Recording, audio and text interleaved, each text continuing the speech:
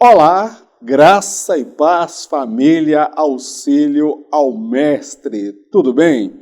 Estamos de volta em mais um programa aqui no projeto Auxílio ao Mestre. Eu agradeço a Deus pela sua vida, pelo seu apoio, pela intercessão, por compartilhar os vídeos, por se inscrever no canal, por deixar uma palavra de incentivo, por interceder pela minha família. Enfim, sou grato a Deus pela sua vida. E para você que está chegando agora e não me conhece, eu sou o presbítero Mauro Lúcio e semanalmente estamos produzindo conteúdo para professores e professoras da Escola Bíblica Dominical nas nossas igrejas. Hoje estaremos estudando a lição de número 5, a instituição da monarquia em Israel. Meu amado, nesta lição de hoje é uma lição que todos já conhecem. O comentarista ele põe aí o seu ponto de vista, mas nós queremos, na direção do Espírito Santo, agregar algo além daquilo que foi proposto pelo comentarista. A instituição da monarquia em Israel. Lá em Deuteronômio, Deus já sabia previamente, a onisciência de Deus, que em dado momento Israel iria desejar ter um rei como eram as demais nações. Então, lá em Deuteronômio já estava previsto a instituição da monarquia. Por que a monarquia? Nesse primeiro tópico nós vamos falar sobre a monarquia, o porquê da monarquia. Bem, as profecias bíblicas apresentam Jesus como rei. Então, ele seria rei dentro de um modelo estabelecido em Israel, que seria a monarquia. Mas nós vamos ver como se deu essa transição, qual o critério que foi adotado na escolha desse primeiro monarca e o porquê de introduzir a monarquia e não mais o período dos juízes. Um sentimento de orgulho nacional. A idade avançada de Samuel era apenas um pretexto apresentado pelo povo, pois em seus corações eles intentavam ser semelhantes aos povos à sua volta. O desejo de possuírem um monarca era legítimo. A lei de Moisés já o previa. A motivação em fazê-lo estava baseada no orgulho e na vaidade. O povo não foi até Samuel para saberem o tempo de Deus em relação a este assunto. Por trás da atitude deles estava claro o desprezo à liderança de Deus através de Samuel. Então nós vamos observar que o que motivou a introdução da monarquia em Israel foi um orgulho, foi a vaidade. O pretexto que as pessoas usaram naquela ocasião foi alegar a idade avançada de Samuel. Tu já está velho, cansado, daqui a pouco tu está partindo e os teus filhos não seguiram os teus caminhos. Então aquelas pessoas, elas já estavam decididas. A idade de Samuel foi apenas um pretexto, porque eles queriam ser semelhante aos outros povos, às outras nações. Ao invés dos outros povos e as outras nações desejarem ser como Israel, em virtude do seu testemunho, das leis perfeitas, dos seus estatutos do Deus vivo, Israel agora queria ser semelhante aos outros povos. Isto aí era uma verdadeira inversão de valores.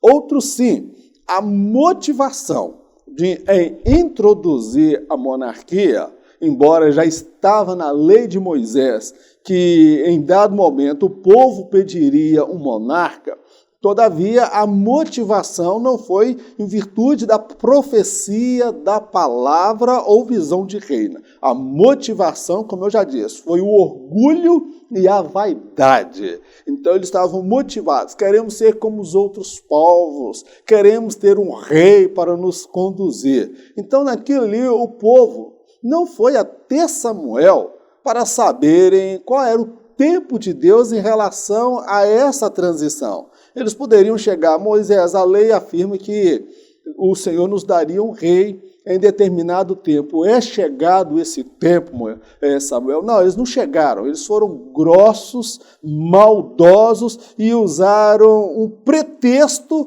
para justificar a intenção deles. Porque, na verdade, o povo estava rejeitando a Deus e a Samuel. Esse negócio de ser dirigido por Deus, Deus falar por meio de um profeta, não está dando certo, não.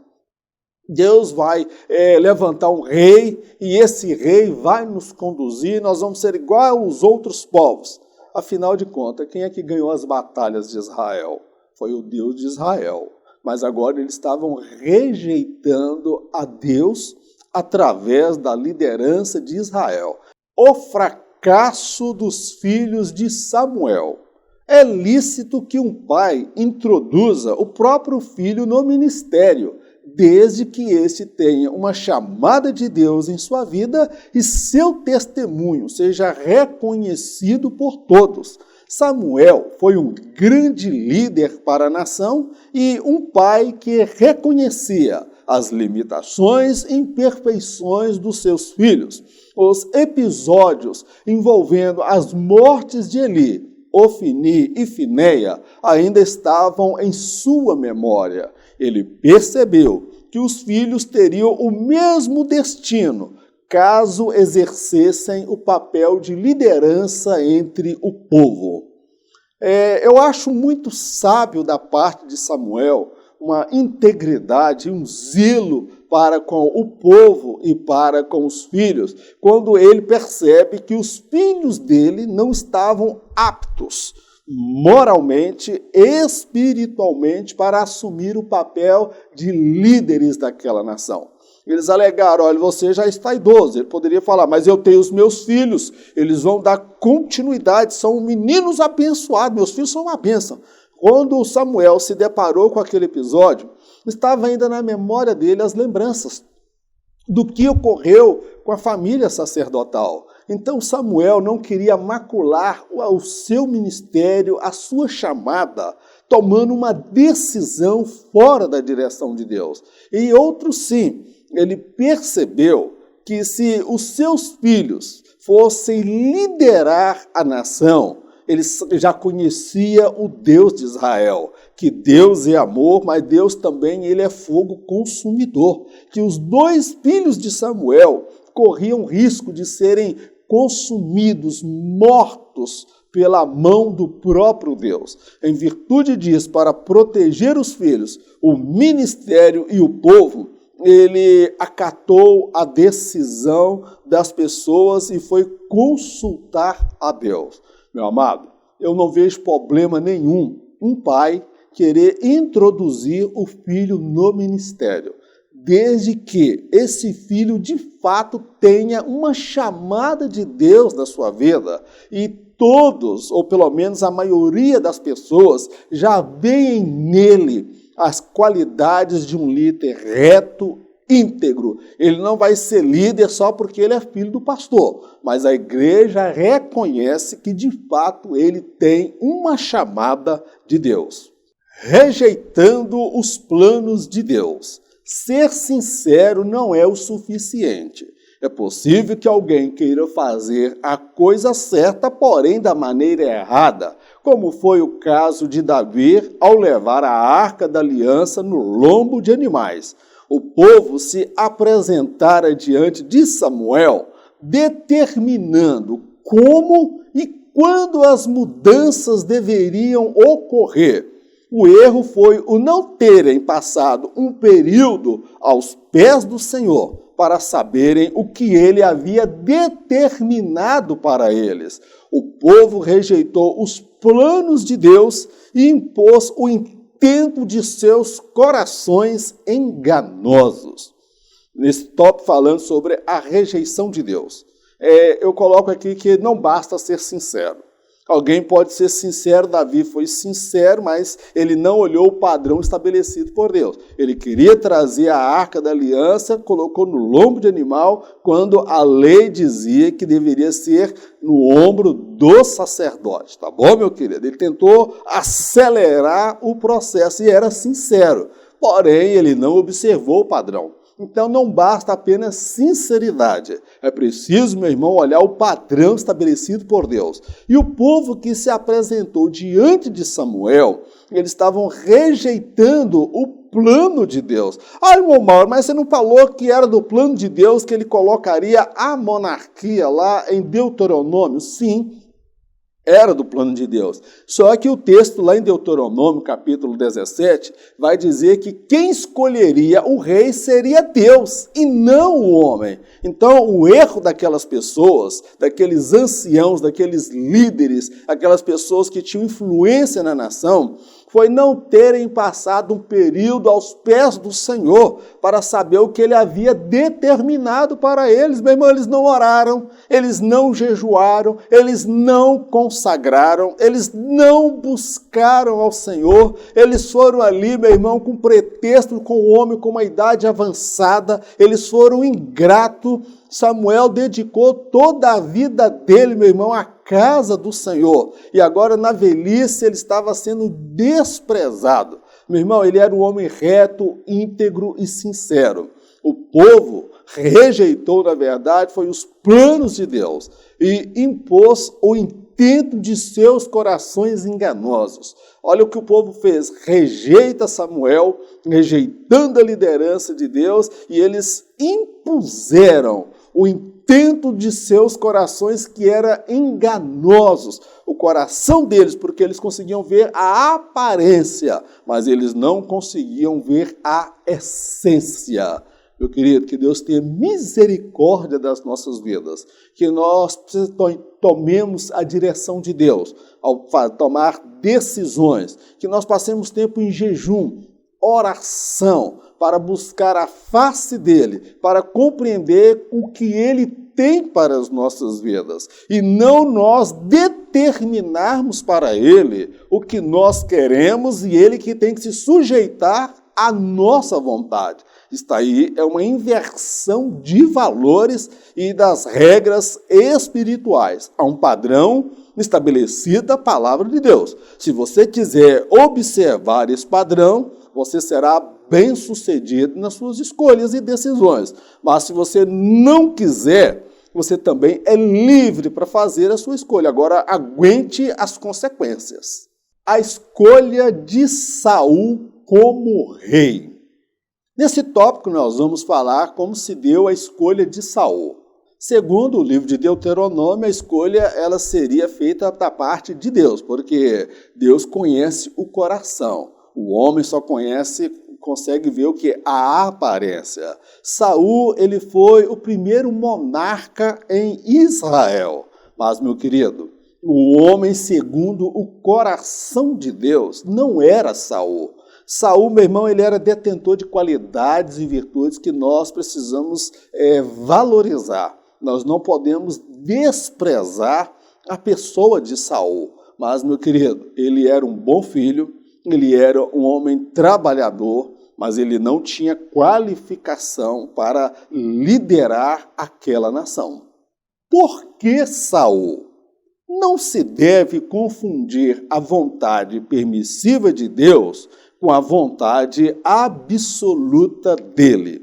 Saul não foi escolhido por Deus, embora fosse este detentor de qualidades de um filho obediente ao pai e temente a Deus. O povo se deixou levar pelo porte físico de Saul, desconhecendo as fragilidades de seu caráter ante a um futuro reinado. Saul era facilmente influenciado pela opinião pública e não sabia lidar com situações de pressão. Para ele, a voz do povo era mais importante que a voz de Deus. A questão da escolha de Saul. Primeira coisa que nós precisamos compreender. Irmão Mauro, mas por que Deus então escolheu Saul ou Deus permitiu? Meu querido, nós precisamos entender duas questões bem distintas aqui para nós prosseguirmos na nossa linha de raciocínio. Existe a vontade permissiva de Deus. O que é a vontade permissiva? É quando Deus ele pode impedir, mas ele não impede e ele permite que aquele fato ou aquela escolha ou aquele episódio ocorra. Então não era da vontade de Deus, mas ele permitiu, que é a questão do livre-arbítrio. Por que eu peco? Por que você peca? Porque Adão e Eva pecaram. Era da vontade absoluta de Deus? Não. Foi a vontade permissiva, porque Deus deu livre-arbítrio. Uma outra coisa é a vontade absoluta de Deus. O que é a vontade absoluta de Deus? É aquilo que Ele tem para mim e para você. É a direção que Ele tem para as nossas vidas. E muitas vezes, irmãos, nós tomamos decisões e fazemos escolhas equivocadas. Aí, quando o leite derrama e dá tudo errado, a gente vai aos pés de Deus, pedindo a Deus para trazer uma solução. Saul, ele não foi o escolhido por Deus, meu irmão. Ele não foi. Agora, nós podemos destacar que Saul, ele tinha qualidades de um filho obediente ao pai e temente a Deus.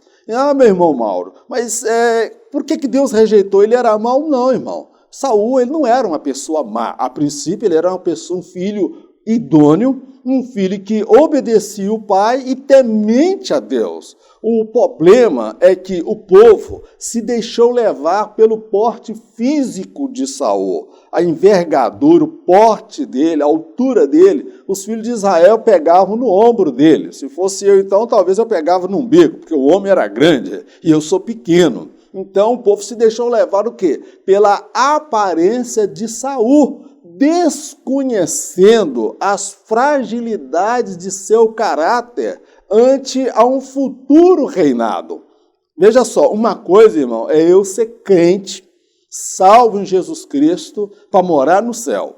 Outra coisa bem diferente é eu me aventurar a ser consagrado a pastor, apóstolo, missionário ou bispo para exercer liderança de milhares e milhares, ou se não, milhões de pessoas. Não é todo mundo que está apto para isso, não. Deus sabia que Saul ele tinha deficiência e fragilidade no seu caráter em relação ao reinado futuro, mas o povo falou, não, o homem é grande, o homem ele impõe respeito, aquilo é cabra valente mesmo. Saul, irmão, ele tinha problema. Primeiro, ele era facilmente influenciado pela opinião pública. Para ele, a voz do povo era mais importante que a voz de Deus. Então, olha o problema de Saul. Saul, ele era, vamos dizer, ele era um bom crente para ser membro, para correr atrás de jumenta, para cuidar dos animais do pai dele, mas ele não tinha qualificação, meu irmão, para estar à frente, para liderar aquele povo, a nação de Israel. Texto bíblico. Então disse Samuel, que balido, pois, de ovelhas é este aos meus ouvidos, e o mugido de vacas que ouço? E disse Saul, de Ameleque as trouxeram, porque o povo poupou ao melhor das ovelhas e das vacas para as oferecer ao Senhor teu Deus. O resto, porém, temos destruído totalmente. 1 Samuel, capítulo 15, versos 14 e 15. Olha aí Samuel cedendo à pressão popular, à opinião pública. Deus mandou ele lá matar, destruir homem, mulheres, criança, animal, rei. Aí o povo, quando viu aqueles gados, aquelas ovelhas, irmão, o povo falou, Saul, que desperdício, os gados gordos desse.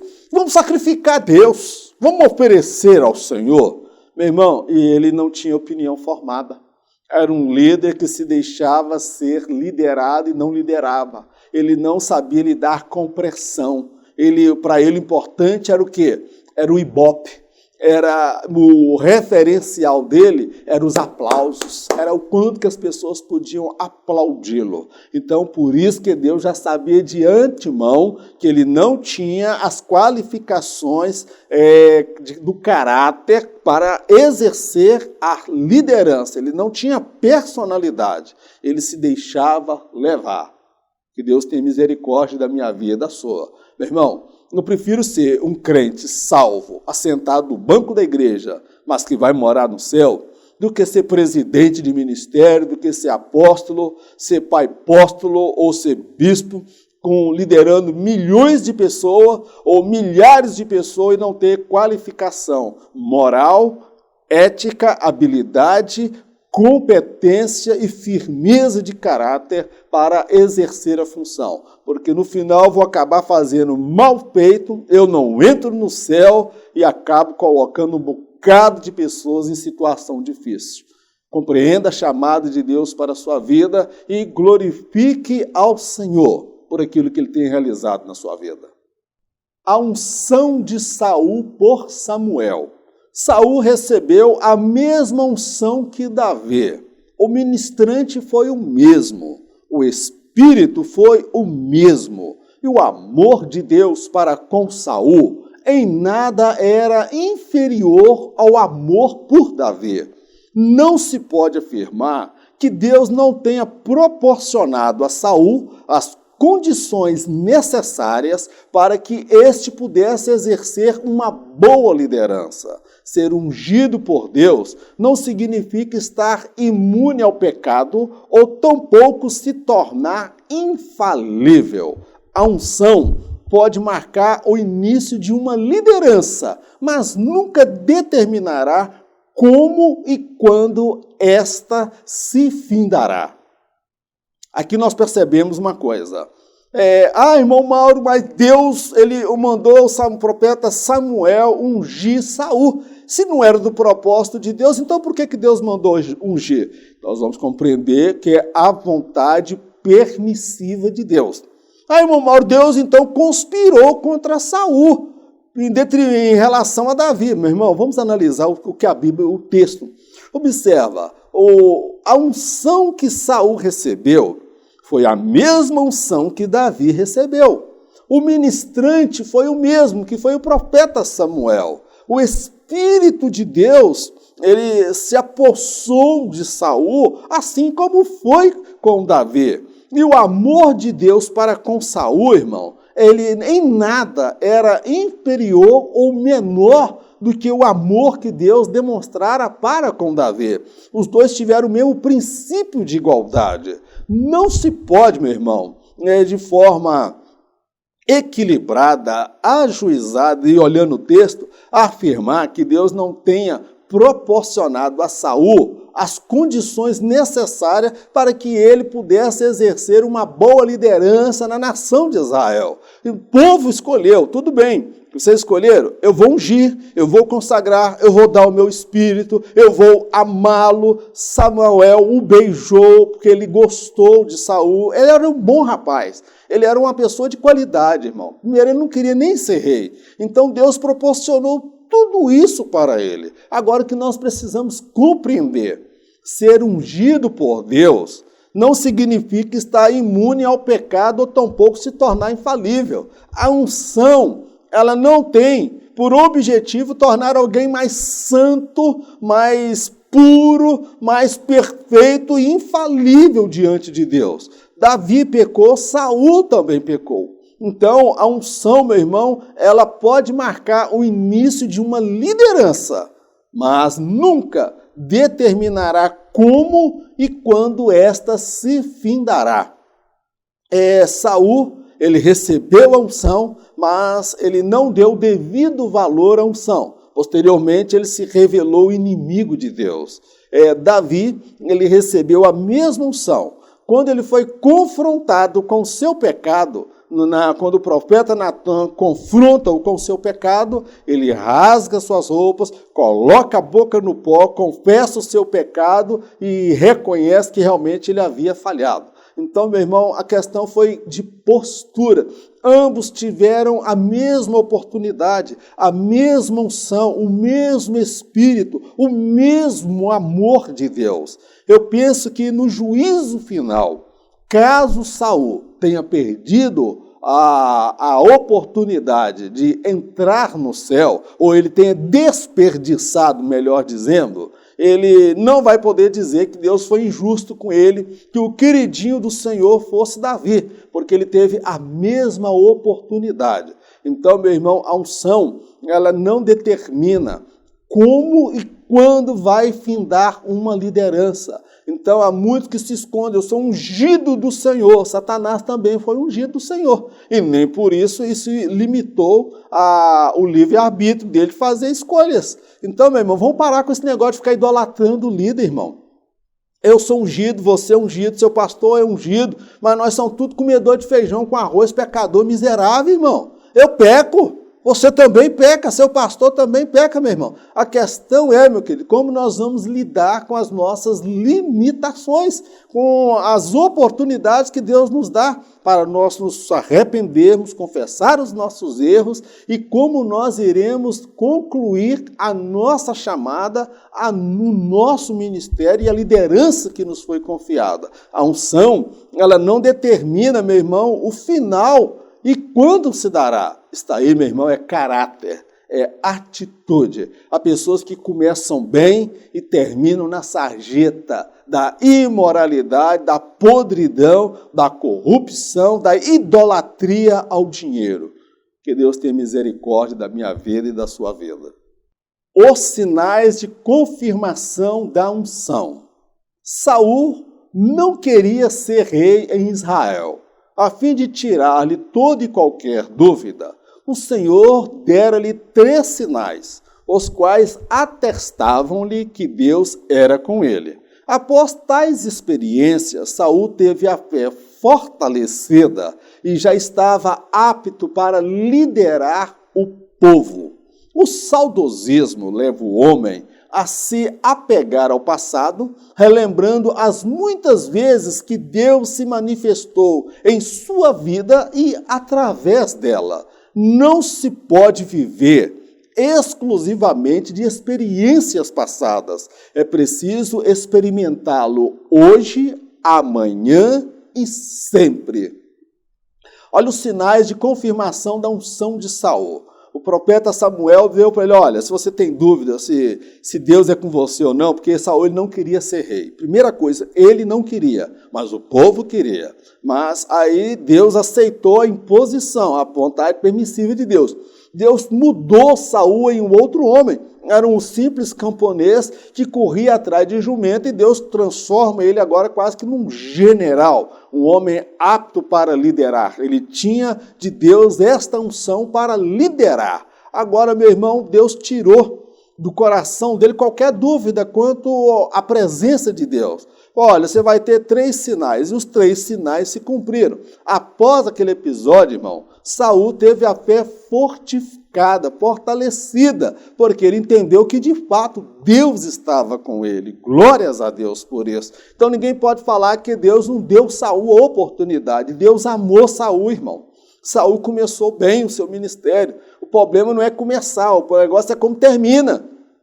É saber começar e saber terminar. Eu destaco o seguinte, que o saudosismo leva o homem a se apegar ao passado, relembrando as muitas vezes que Deus se manifestou em sua vida e através dela pessoas que têm lembrança, naquela época Deus me usava. Eu lembro uma época que eu orei, Jesus batizou mais de 50 pessoas com o Espírito Santo. Ele só conta a experiência do passado. E o que Deus está fazendo na sua vida hoje, ungido de Deus? O que Deus está fazendo na sua vida hoje, mulher de Deus?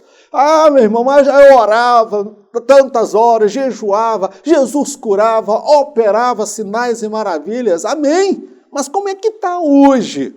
Há pessoas que vivem presas, irmãos, ao saudosismo para legitimar o cargo e a posição que eles ocupam. E, meu irmão, ninguém pode ficar preso ao passado, irmão, a lembranças da manifestação de Deus na sua vida e através da sua vida, meu irmão.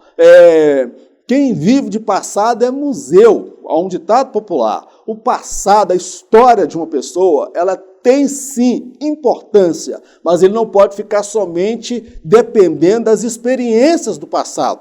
Ele precisa ter experiências com Deus hoje, amanhã e sempre, meu irmão. Não é um negócio que eu era usado por Deus e hoje não sou mais. Por que Deus te usava antes e hoje Deus não te usa mais? Porque Deus derramava unção na sua vida e hoje não derrama mais? Por que o sacerdote Eli compreendeu que Deus estava falando com Samuel? Porque ele tinha lembranças de quando Deus falava com ele e a forma como Deus falava. Ele tinha lembranças. Meu irmão, lembranças de um passado de glória não muda um presente de miséria. Mas se você mudar hoje o seu presente, assumir uma nova postura e deixar o seu saudosismo lá para trás e quer ser uma nova criatura, eu quero recomeçar, ter um novo começo com Deus, aí, meu irmão, ele vai mudar a sua história, vai perdoar o seu pecado quando você confessá-lo e vai derramar a virtude, a unção sobre a sua vida. Quero deixar um texto bíblico aqui para fundamentar o que eu estou dizendo.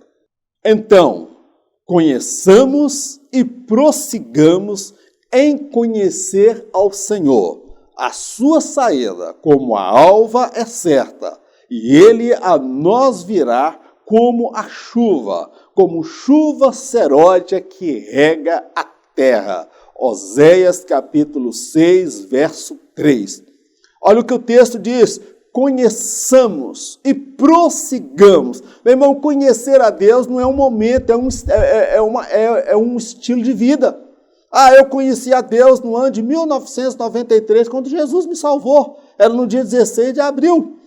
Meu irmão, naquela época Jesus veio a glória sobre a minha vida, veio a unção sobre a minha vida. E hoje, irmão Mauro, como é que está a sua vida? Irmão, a gente não pode conhecer a Deus só em dado momento, não. Eu não quero voltar ao meu primeiro amor. Meu irmão, mas que escândalo é que você não quer voltar? Não quero voltar ao primeiro amor, porque hoje eu conheço o meu Jesus muito mais do que eu conhecia, quando eu o conheci, quando eu o aceitei. Hoje eu sou muito mais apaixonado com o meu Senhor do que no início da minha caminhada. Hoje eu vejo o mover dele na minha vida de uma forma diferente do que era antes, meu querido. Então nós não podemos ficar presos ao passado. Quando eu aceitei Jesus, quando eu vim para a Assembleia de Deus, eu era fogo, eu era canela de fogo, eu rodava nos mantos, eu era cheio da unção e hoje eu estou morta. Meu irmão, conheçamos e prossigamos em conhecer ao Senhor. Meu irmão, não pare. Conhecer a Deus é um processo que envolve toda a vida e a eternidade. Eu conhecerei o meu Senhor um dia face a face e terei uma eternidade. Uma eternidade não será o suficiente para eu conhecer a Deus. E tem gente que acha que já sabe tudo de Deus, só porque leu a Bíblia 10 vezes, tem teologia, doutor em divindade, tem alguns cursos aí, até cursos acadêmicos. Meu irmão, busquemos e conheçamos ao Senhor. Em nome de Jesus. O rei que o povo escolheu. Nesse tópico, meus irmãos, nós vamos observar a qualidade do rei que o povo escolheu. Meu querido, casamento. Você pode escolher com quem você quer casar, pessoa do sexo oposto, tá bom, meu irmão? Agora, você é livre para fazer a escolha. Agora, se você pedir a Deus a direção, falar com Ele, Senhor, não me deixe errar, me dá a direção certa e ter um relacionamento sadio, um relacionamento santo, saudável, você vai experimentar a bênção de Deus. Agora, se você não ora, não busca, não jejua, não consagra, toma decisão, meu irmão, meu filho, você vai pagar um alto preço depois. Nós vamos ver nesse tópico o rei que o povo escolheu. Não foi o rei que Deus escolheu, foi o rei que o povo escolheu e as consequências vieram. Uma escolha pautada na aparência. Sob a ótica humana, Saul era o estereótipo de um poderoso guerreiro e um grande rei. Sua estatura o destacava dentre os filhos de Israel. As expectativas do povo estavam mais voltadas para seu rei e não mais em seu Deus. Mal sabia o povo que, em breve, o seu rei se revelaria um desviado, endemoniado e inimigo de Deus. Infelizmente, há igrejas cujos líderes são homens desviados teológicos, possessos de espíritos de engano, inimigos de Deus, e mesmo assim são aplaudidos. Olha, a escolha do povo foi pautada em quê, irmão? Foi na aparência. Ele tinha um estereótipo, irmão, de um rei, de um guerreiro. Olhava para ele, gente, mas que envergadura. Olha o tamanho deste homem. Olha a postura. Você viu o tamanho, o braço dele, o cabelo dele. O cara é bonito. Não, esse é o nosso rei. É ele que nós queremos. Aí o que nós percebemos, meu irmão, que as expectativas do povo estavam todas voltadas para o seu rei e não mais para o seu Deus. O povo inverteu agora, colocaram todas as expectativas, irmãos, no seu rei. Parece até brasileiro que coloca todas as esperanças no governo. Meu irmão, eu quero trazer um recado aqui na qualidade de servo de Deus como cidadão brasileiro. Oremos por esse governo. Não espere que esse governo seja o salvador da pátria. Eu creio plenamente que Deus levantou esse homem para esse tempo e para esse momento. Não espere dele perfeição, porque nem Davi foi perfeito, tão poucos o filho de Davi,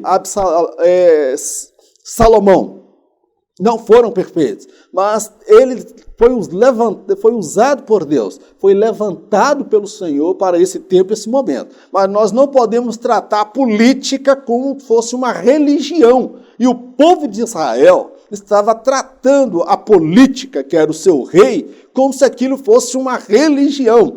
Todas as expectativas estavam voltadas para Saul, o grande rei, o estereótipo do grande guerreiro, que vai vencer as nossas batalhas, e não estava mais voltadas para Deus. Meu querido, a igreja, ela tem que ser cristocêntrica. Cristo é o centro da igreja. A nação brasileira precisa compreender que o salvador desta nação não é o presidente ou qualquer outro que virá, mas eu sou da opinião, ou nós oramos agora por esse governo, ou nós vamos chorar caso esse governo seja derrubado. Nós vamos passar situações aí complicada, vamos somar com ele, mas não vamos esperar que ele seja um Deus que vai trazer todas as respostas, mas Deus pode, por intermédio desse governo, dos seus ministros, trazer a revelação, a direção e a bênção. E em relação a Saul, o povo mal sabia que em breve o seu rei, que eles criaram tantas expectativas e tiraram o foco de Deus e colocaram o foco no homem, ele se revelaria um desviado, endemoniado e inimigo de Deus. É isto mesmo, irmão. Quando a gente começa a colocar as esperanças no homem, meu querido, ele pode se revelar, meu irmão, um verdadeiro filho do cão. Foi o caso de Saul. Ele se revelou um desviado, estava no trono, tinha recebido a unção, era ungido de Deus, mas estava desviado, endemoniado. O Espírito de Deus se afastou dele e entrou agora um espírito do demônio, um espírito que perturbava, e ele se tornou inimigo de Deus, porque ele perseguiu, porque ele não aceitou e não compreendeu, se impôs. Quando Deus diz que ele achou um homem segundo o seu coração, é como se ele quisesse dizer: olha, aqui eu estou, daqui eu não saio, nem Deus me tira desse lugar. Eu estou aqui e ninguém me tira. Meu querido, infelizmente, há igrejas, eu quero tratar disso aqui da igreja, eu falei um pouco de política. Agora vamos falar aqui do altar de Deus, lá da igreja. Infelizmente, há igrejas cujos líderes são homens desviados teológicos, meu irmão. Eu não estou dizendo que seja o caso da sua igreja, mas há nesse Brasil afora muitos líderes que são homens desviados teologicamente. Eles não vivem mais a pureza no casamento, a fidelidade, a monogamia, que é casado com uma única mulher, o adultério, a prostituição, a fornicação, a idolatria, o amor às coisas em detrimento do amor à obra de Deus, tem ocupado o coração desses homens. Muitos desses líderes também são possessos de espíritos de engano, meu querido. Eles têm espírito de engano, porque eles conseguem enganar os mais simples, os incautos, os inocentes, mas aquele que tem discernimento de espíritos, ele não se deixa enganar, porque o Espírito Santo mostra, ele está desviado, não tem nada mais de Deus na vida dele, e eles se revelaram que verdadeiros inimigos de Deus. Sabe o que me deixa mais contrariado com essa situação? Não é saber desta verdade, é saber que com todas essas características, desviado teológico, possesso de espírito de engano e inimigo de Deus, esses homens ainda são aplaudidos e reverenciados por um bocado de pessoas que perderam o discernimento espiritual. O que a igreja brasileira mais precisa nesses últimos momentos que antecede a volta do Senhor Jesus não é ouro, não é prata, não é a melhora na economia, não é emprego, segurança, isso tudo é bênção, mas o que a igreja mais precisa é discernimento de espírito, para saber quem é de fato ungido, que está em comunhão com Deus, e quem já foi ungido um dia, semelhante ao que foi Lúcifer, que se tornou Satanás e o diabo. Há muitos pastores que agem com espírito de engano, e são aplaudidos, são reverenciados. Eu quero deixar aí mais um texto para fundamentar o que eu estou dizendo. Assim, no dia marcado, Herodes, vestindo trajes majestosos, assentou-se no seu trono e proclamou um discurso ao povo. Então a multidão começou a gritar: eis que é um Deus e não um simples mortal que nos fala. Mas, em considerando que Herodes não ofereceu glória a Deus, no mesmo instante, um anjo do Senhor o feriu e ele morreu comido de vermes.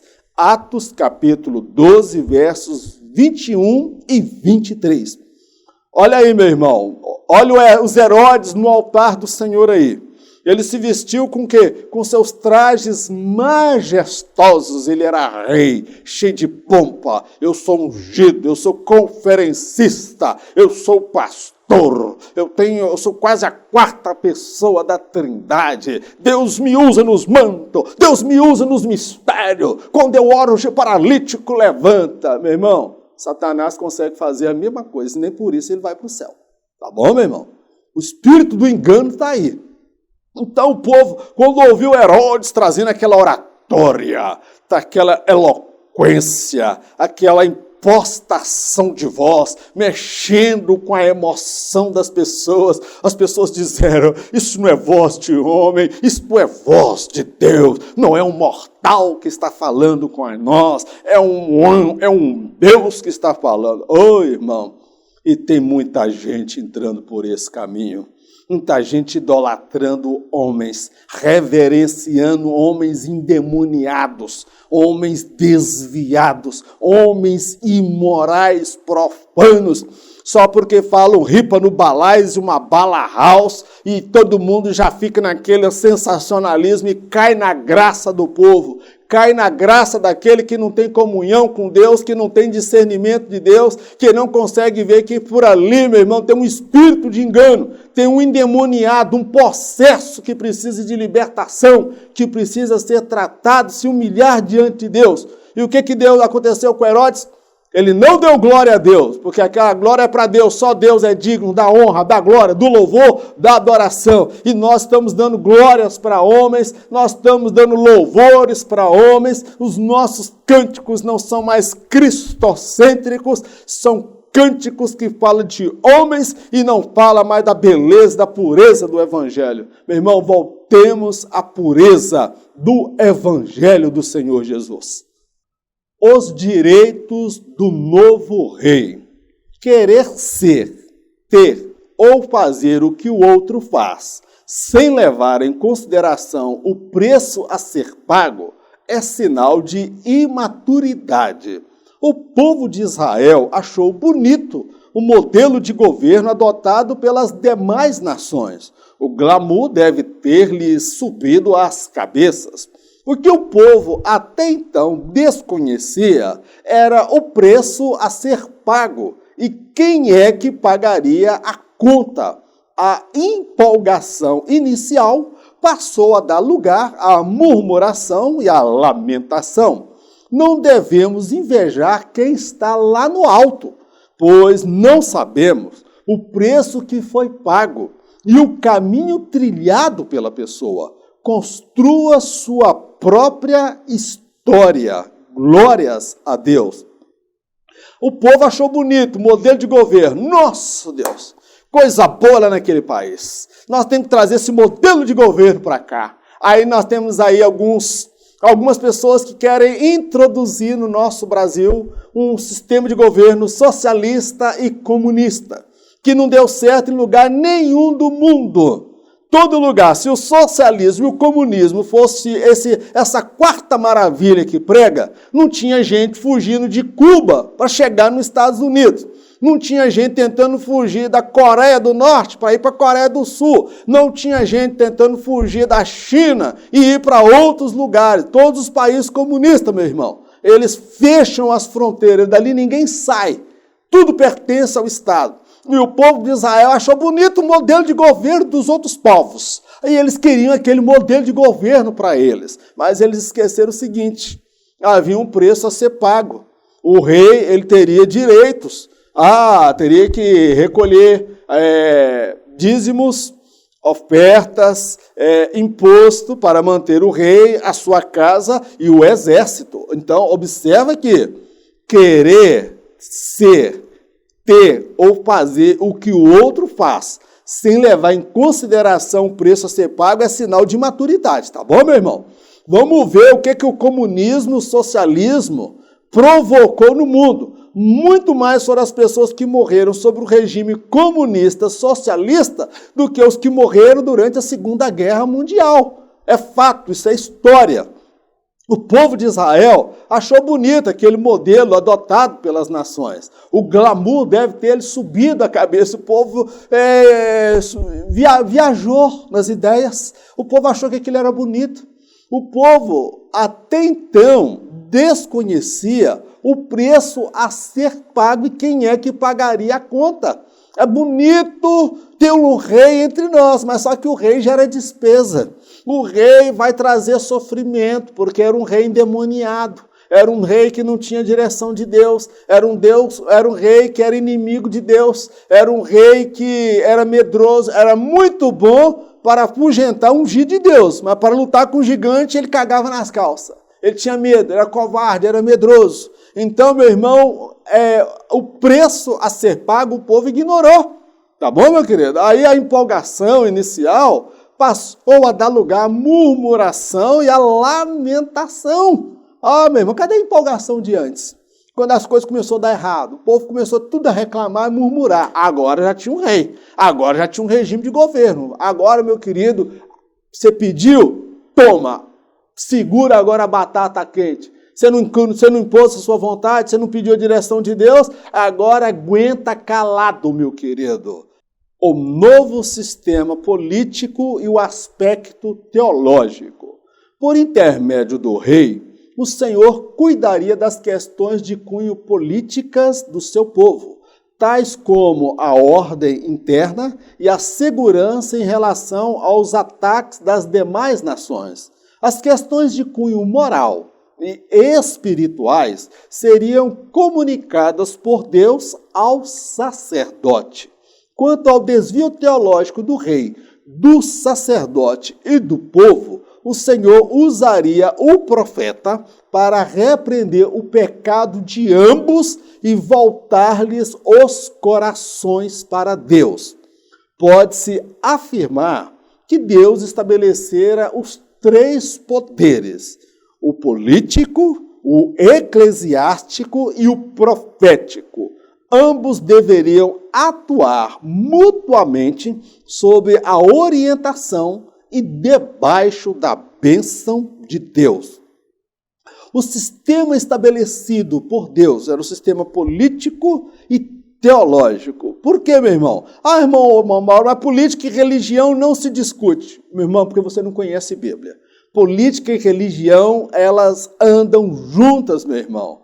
Nós observamos o rei. O que o rei representava? Poder, autoridade para estabelecer lei e julgar as pessoas. Esse é poder político. Então, por intermédio do rei, Deus cuidaria das questões de cunho político do seu povo, tais como a ordem interna, para que não imperasse o quê? A baderna, a algazarra, a falta de governo vai implicar no quê, meu irmão? O período dos juízes, a anarquia, onde cada um fazia aquilo que achava que era certo.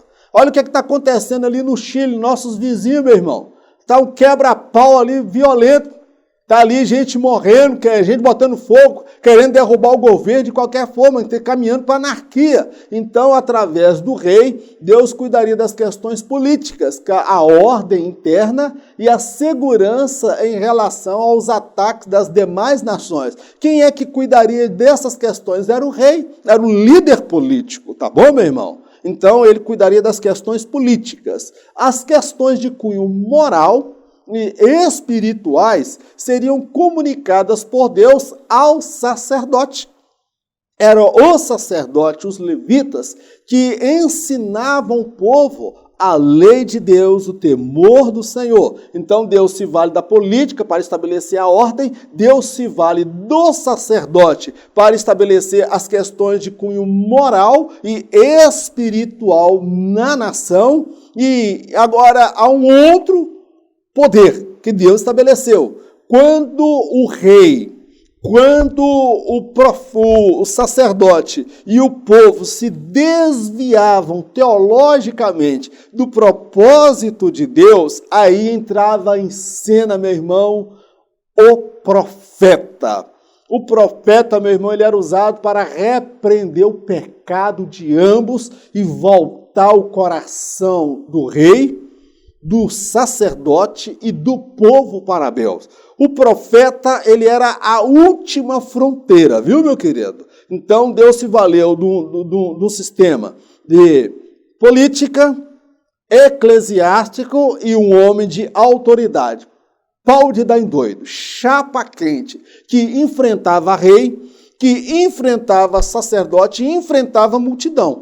Olha o profeta Elias, o que o profeta Elias fez no dia de Jezabel? Desafiou os profetas falsos, que não eram profetas de Deus, eram profetas de Baal, desafiou o líder político, mandou ele para vir, para ver o que Deus ia fazer, e desafiou o povo. Falou, olha, se aquele Deus que mandar fogo lá do céu, ele será o Senhor Israel. Isso ali, meu irmão, ele tinha coragem. O profeta, meu irmão, era homem de ousadia, era homem de unção e coragem. Então nós observamos o seguinte, que podemos afirmar que Deus estabeleceu os três poderes, o político, o eclesiástico e o profético.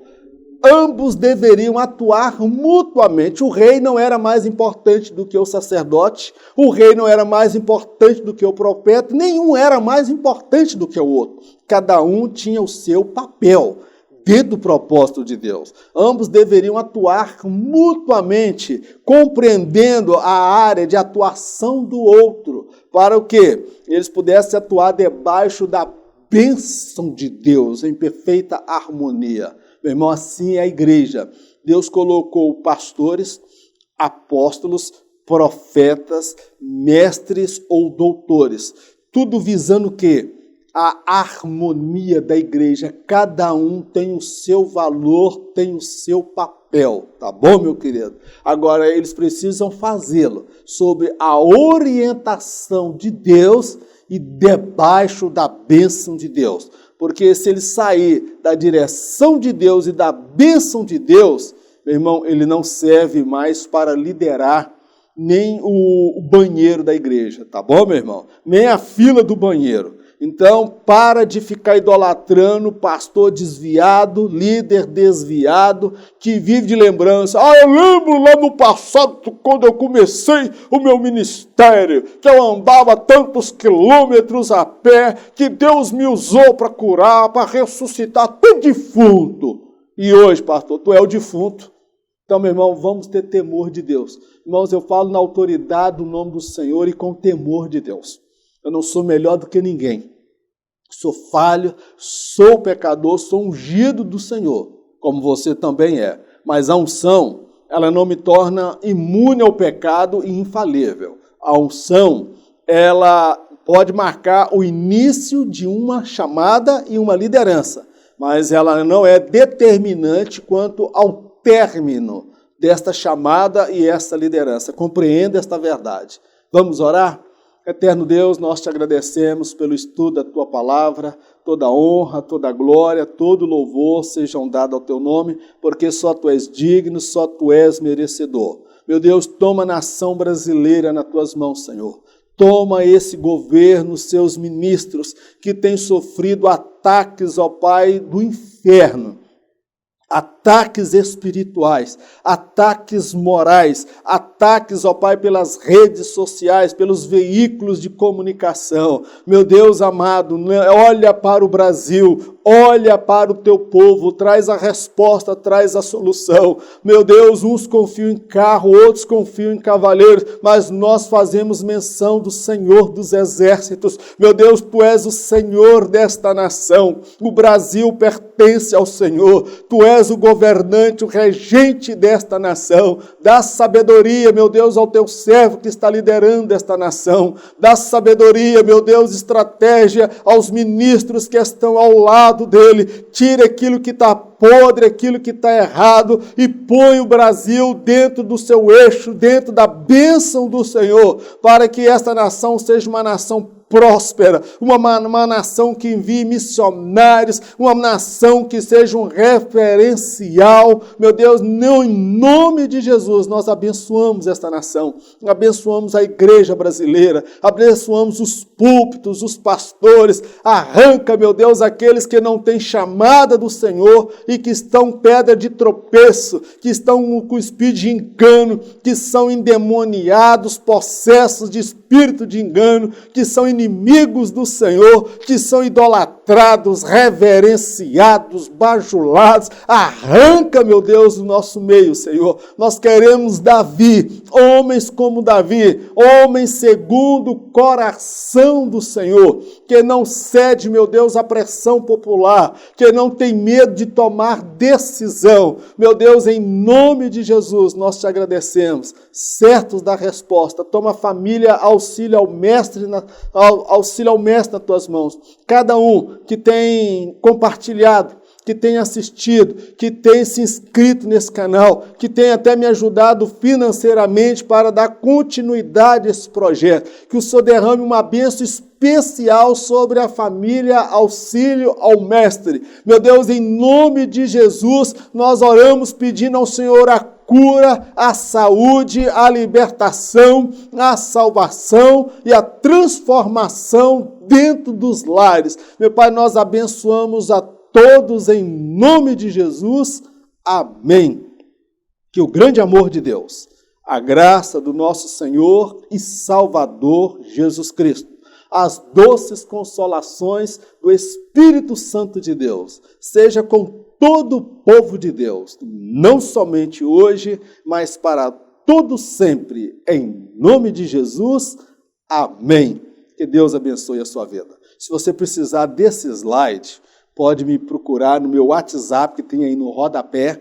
Eu vou enviar para você gratuitamente, você não vai pagar nada, porque Jesus já pagou por você lá na cruz do Calvário. A você que tem me abençoado para continuar esse projeto, que a prosperidade de Deus, ela venha sobre a sua vida de forma abundante em todas as áreas da sua vida.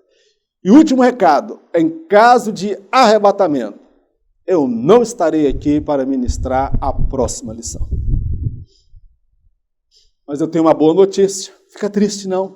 Em caso de arrebatamento, nem eu e nem você estaremos aqui, porque nós nos encontraremos com o nosso Senhor Jesus por sobre as nuvens. Um forte abraço, fique na paz, em nome de Jesus.